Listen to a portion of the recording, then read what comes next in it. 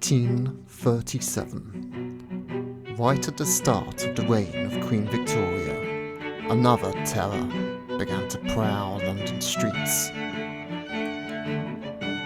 A bogeyman, about whom so much has been said and written since that separating the fact from the fiction can be an arduous task. But let us not jump ahead. It was October that year when a servant named Mary Stevens was walking through Clapham Common. A figure leapt at her, pinning the young woman, then kissing and ripping at her clothes with claws she described as cold and clammy as those of a corpse. Fortunately for Mary, her screams brought other people running, but the assailant vanished. The following night, a figure jumped in front of a coach, causing it to veer and crash. The figure then escaped, jumping over a 3-metre-high wall while shrieking with ringing laughter. Soon, other reports began to come in of attacks on women. A devilish creature with fiery eyes leaping over walls to tear and scratch at them with icy fingers before jumping away, bounding from rooftop to rooftop and disappearing into the night. Fear began to grip London, and the fear was given a name: Spring-Heeled Jack. Not to be confused with Jack the Ripper, that was much later. But yes, if your name is John or Jack and you live in the UK, you are destined to become some sort of monster. It's a form of nominative determinism, I suppose. The Lord Mayor of London, Sir John Cohen, addressed a crowd about the complaints he'd received. He was sceptical about the claims of superhuman acrobatics, but remained confident that whoever was responsible for this pantomime display would be caught and brought to justice.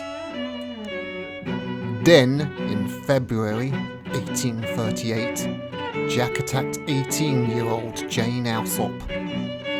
This attack was different from those prior, as those had happened in the street. Jane was in her home when she heard a knock upon her door. She opened it, and in the gloom stood a tall, dark figure that said, "I'm a police officer, for God's sake. Bring me a light, for we have caught Spring-Heeled Jack."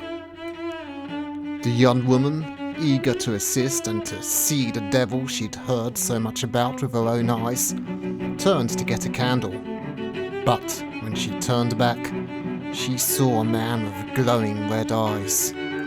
He wore a large helmet and a cloak, beneath which was a white shining suit like oilskin. He then vomited blue flames at her, then began to tear at her face and neck. Jane's sister, Sarah, heard her cries and managed to fend off the monster and seal the door. Apparently, Jack waited outside for some time, still knocking, until finally help arrived and he leapt away over the rooftops. Did I say helped arrived? It's nice when you can remember how to speak, isn't it? Let's carry on. Up until now, Jack had targeted servants and lower class women in the street, but Jane was a gentleman's daughter, so by the sensibilities of Victorian London now he had gone too far. Vigilante mobs were formed to hunt the beast, and the then nearly 70-year-old hero of the Battle of Waterloo, the Duke of Wellington himself, rode out of retirement on horseback to patrol the streets. But Jack eluded them all. Even so, sightings of Jack did then begin to dwindle, and the hysteria soon started to fade. But still, he would pop up now and then like a jack-in-the-box. In 1845, he supposedly breathed fire into the face of 13-year-old Maria Davis, then threw her into a ditch where the muddy waters claimed her life. This is the only death I've found attributed to Spring-Heeled Jack, but in fact may be completely fictional. It comes from a 1977 book, The Legend and Bizarre Crimes of Spring-Heeled Jack, which doesn't list a lot of its sources.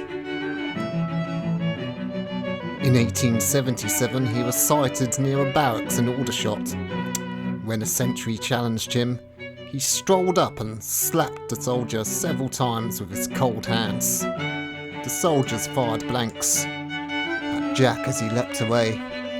But, following several more incidents of Jack harassing them, the sentries were issued live ammunition and told to shoot the night terror on sight. There are many more accounts following a similar pattern of Jack's antics, ranging from mischief to assault, and then he leaps away and vanishes. The last sighting was supposedly 1904 in Liverpool, but he continues to be used as a bogeyman to frighten children to this day. So, who or what was Jack? Well, in one of the letters read by the mayor in the meeting in 1838, a Peckham resident pointed the finger at some individuals of, as the writer believes, the highest ranks of life, have laid a wager with a mischievous and foolhardy companion that he durst not take upon himself the task of visiting many of the villages near London in 3 different disguises: a ghost, a bear, and a devil. So, perhaps a bet or prank played by idle aristocrats. It is possible Jack's acrobatic skills may have been exaggerated by the witnesses, and his breathing fire could have been no more than a simple circus trick, holding in his mouth a flammable liquid. Note that the times when he breathed fire, he tricked the victim into bringing him a candle or some other flame first. A prime suspect was the Marquis of Waterford, who was known for his violent jokes, bets, had a great deal of contempt for women, and was said to sometimes amuse himself by springing on unsuspecting travellers.